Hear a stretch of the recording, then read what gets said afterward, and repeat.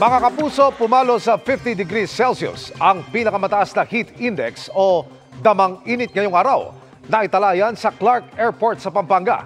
Sinundan ng 47 degrees Celsius sa Dagupan City, Pangasinan at 46 degrees Celsius sa Virac, Catanduanes. Sa forecast ng Pag-asa, kabilang pa rin ang Dagupan at Clark sa mga lugar na may pinakamataas na heat index bukas na hanggang 45 hanggang 46 degrees Celsius.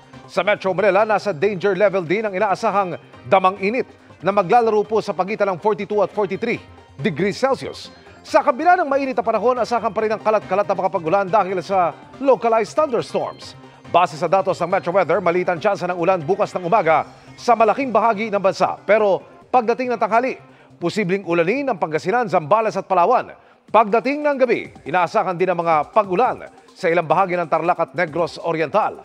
Mahina hanggang katamtamang pag-ulan naman ang aasahan bukas ng hapon sa Samar Provinces, Northern Leyte at Masbate. Sa gabi, posibleng ulanin ang Bohol at Negros Provinces. Bukas ng gabi rin inaasahan ng mga pag-ulan sa malaking bahagi ng Mindanao. Sa Metro Manila, mababa pa rin ang tsansa ng ulan bukas pero hindi inaalis ang posibilidad ng biglaang pag-ulan. Easterlies o yung mainit at maalinsangang hangin mula sa karagatang Pasipiko pa rin ang nakakaapekto sa malaking bahagi ng bansa.